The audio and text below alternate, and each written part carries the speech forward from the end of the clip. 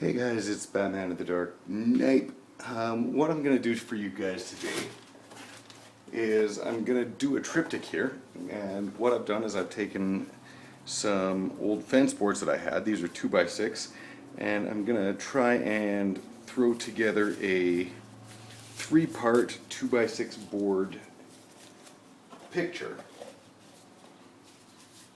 And as you can see, what I've done is I've taken some standard 2x6s. This is treated lumber that was just left over from building a fence that I've got, and I've painted it all white. If I paint it all white, then everything should look white. Essentially, it'll just operate exactly like a standard stencil. So what I'm going to do is I'm going to do like a mountain scene with I'm going to do some mountains up in this range. I'm going to do some nice blue sunset, and I'm going to paint some foreground in here, and we'll see how all this turns out. So first things first, what I'm going to do is I'm going to paint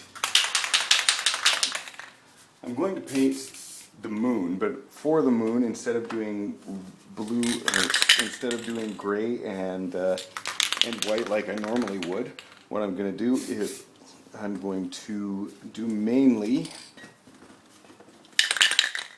white and blue.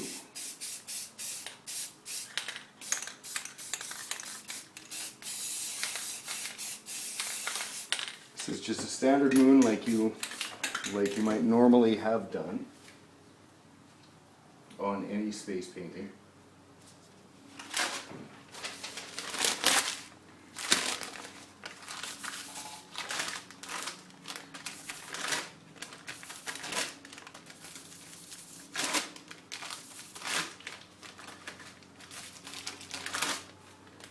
That's actually looking okay.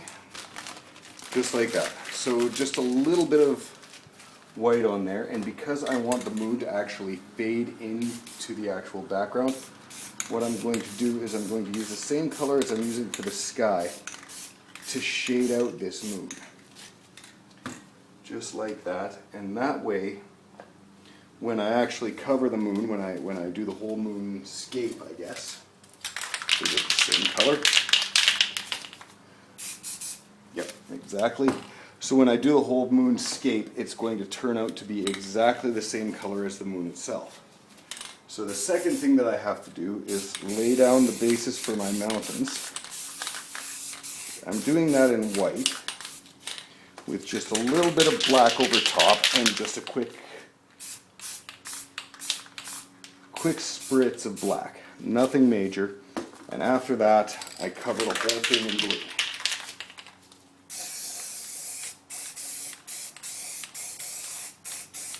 So that's right around everything. The whole thing gets blued out.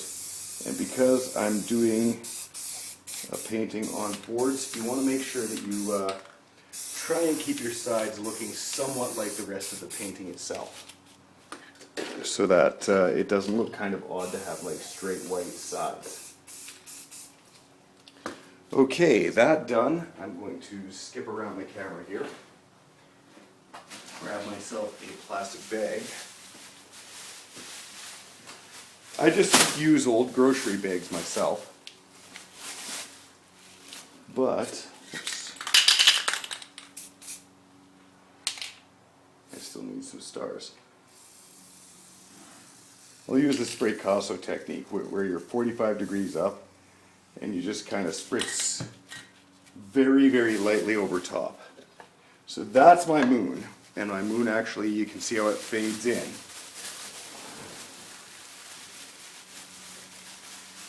I'm just using my bag, and as I use my bag, I roll it over the rest of everything else so that it just kind of peels off, and I'm not reusing a whole bunch of bag as I go along.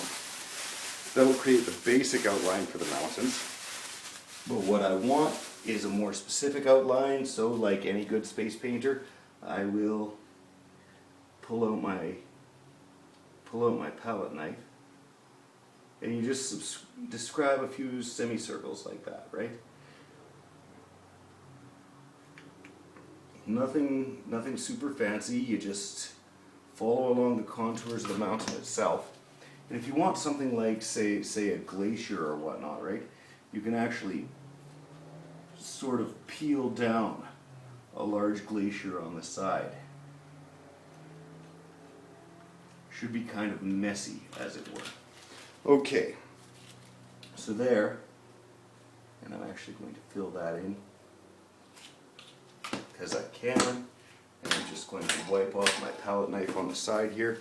Okay, so now we've got really basic, standard mountain scene right here, and I want to make it just a little bit more in depth. So I'm going to take the same blue that I've been using my almost empty can here because I'm just spraying. I don't need to be very precise.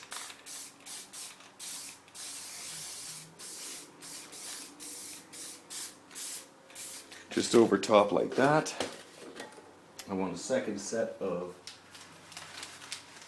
rocks, and this time I'm going to use paper to sort of differentiate the two different types of rocks.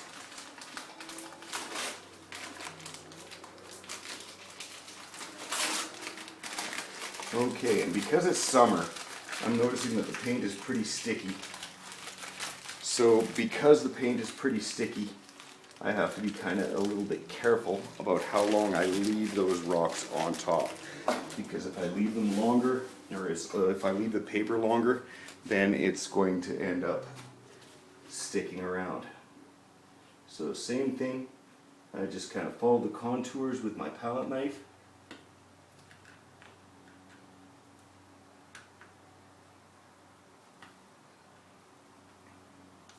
If there's extra contours that I want, I can get them, but for the most part, I just want to highlight the top. Okay, so that's done. Next thing I want is some sort of lake, some sort of body of water. But what I'm going to do first here, because I can, is make some trees. And what I've got is one of these little 99-cent foam brushes and a dish. I'm just going to spray some black in there, dip that in, create a few pine trees. That's all that's happening here. So let's make us some pine trees.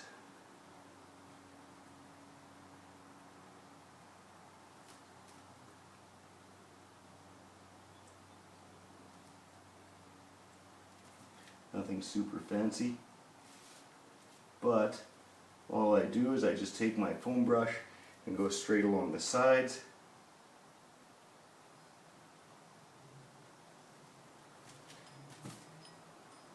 Just like that. Whammo, pine trees. Whole pine forest. And the more that you put together, the easier that this is going to be. Just because you can sort of fill it out like that.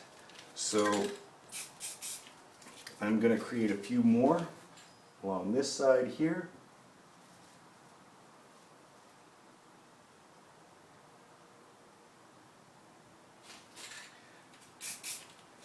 Nothing super fancy about this at all. Just straight vertical lines, and then using the corner of the brush, I create my foliage for the trees. And it doesn't need to be, you know, professionally, perfectly, exquisitely done. As long as you've got vertical lines and horizontal lines that are slowly getting wider at the bottom, you're pretty much gold when it comes to pine trees. If it doesn't look quite right, you could tip them off and just tap.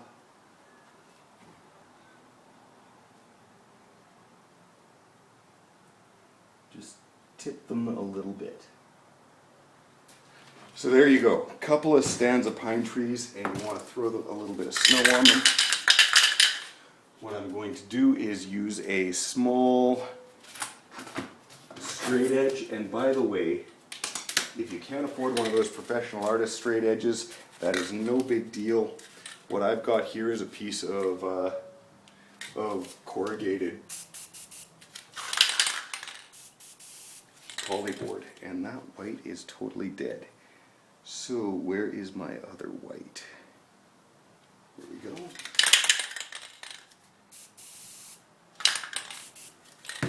There's a little bit of lighting there. A little bit of mist at the base of those pine trees, just like that. Now, the very bottom, I want to put a lake and a little waterfall.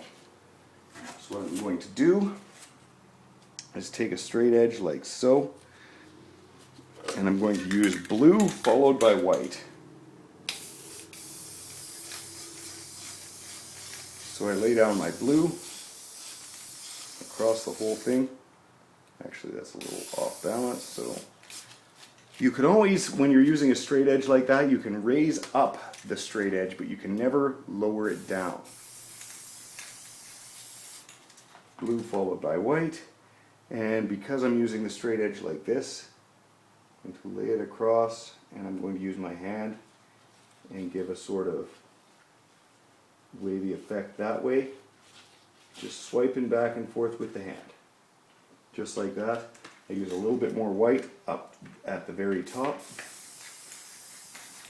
and that kind of fades it into the background, just like that. Okay. Okay, so now that we've got it faded in like that, we need a couple of little islands where we can stick a little bit more.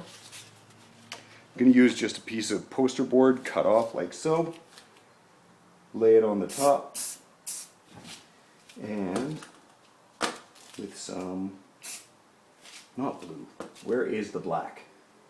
Dagnabbit. That's black. Okay, so I'll just lay some poster board across the top like that. Whammo, island. Create another island here, and I'm going to do it somewhere in the middle of the lake. Now, creating an island in the middle of the lake, I need to set up what is the bottom of it. So for that, I'm going to spray a little bit of spray paint in the side, a little bit of white, and I'm going to use a piece of poster board that I've got here, and I'm just going to kind of sweep it along the side, just like this, to create the illusion that it's the bottom of it. Okay, and I said I was going to do a waterfall. I don't think I'm actually going to do a waterfall this time, but I can use just a little bit like that, and a little bit of white, just like that, just kind of sweep it along in order to create the water effect, like so.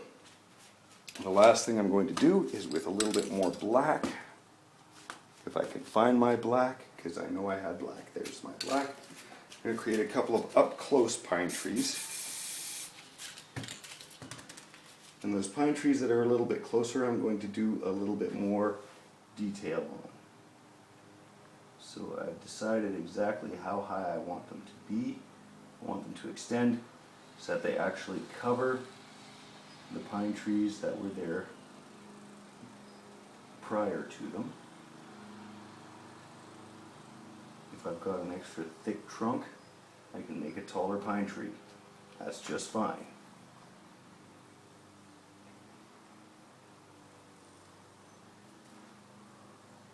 So keeping up with these trees, I'm extending my trunks to where I want them to be. If I want an extra tall pine tree, make the trunk just a little bit thicker. Okay, so I've got something like that. I want to be careful. Always start your detailed pine trees just a little bit shy of where the end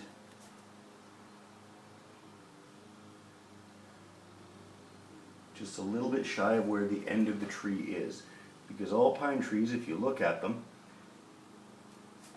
they have a little pointy end to them.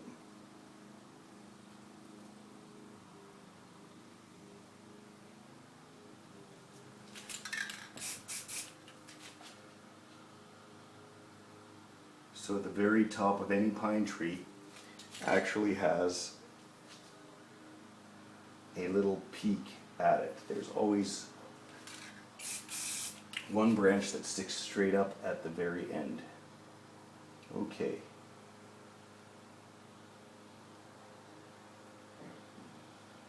So I know you're asking, what is it that distinguishes these pine trees from the ones in the background? Well, I'm about to show you that.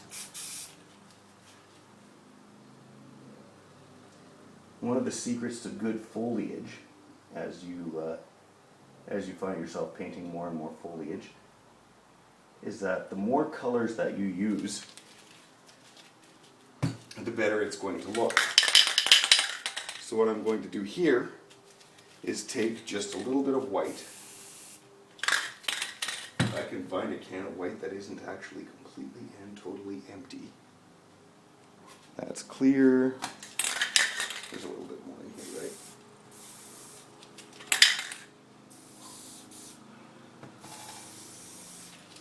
Just like that. Good. So I've got a can that has just a little bit of white in it. And if you just dabble along and highlight with some of that white paint, you get a very different effect. And to my money, or for my mind, a much more realistic effect.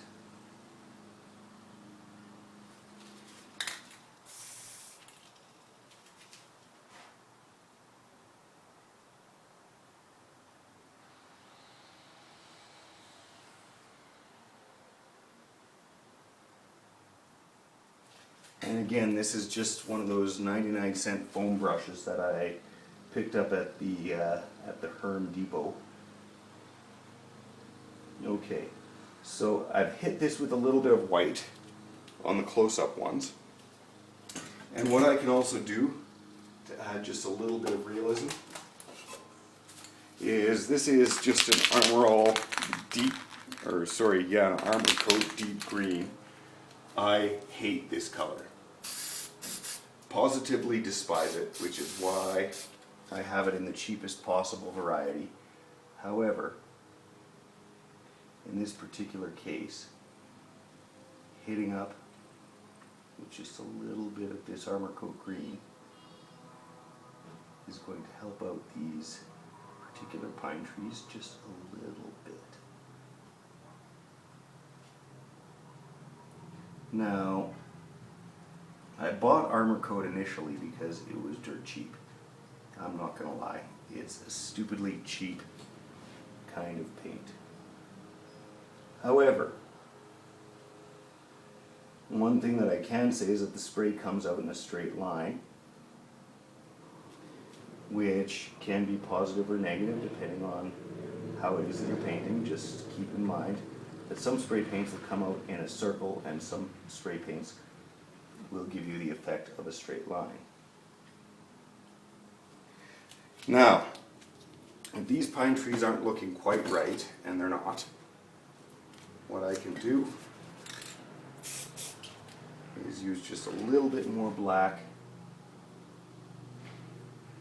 and sort of touch up the actual trunks themselves, which can help quite a bit.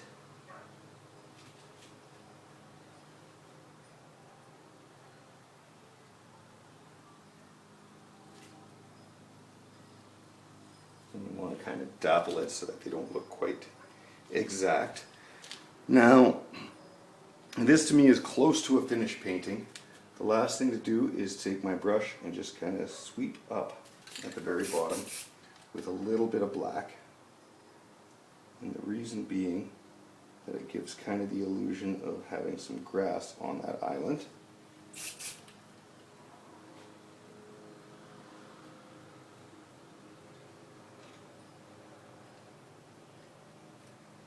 Because everything has a little bit of grass in it. And it's okay, it might not be super visible here, but it does actually pop out. Now, finally, I see a lot of people doing stars in a lot of different manners, but here's what I find personally works best for a good star. Number one, get yourself a can of white.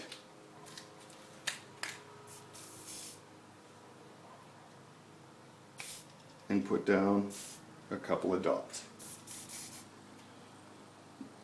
Once you have those dots, what you want to do is then you aim your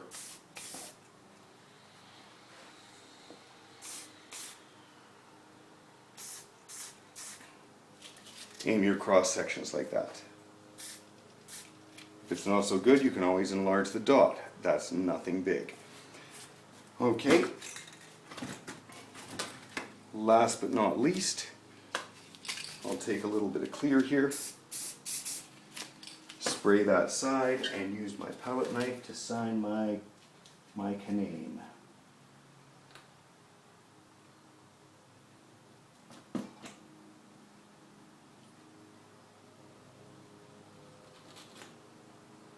And the date, 2014.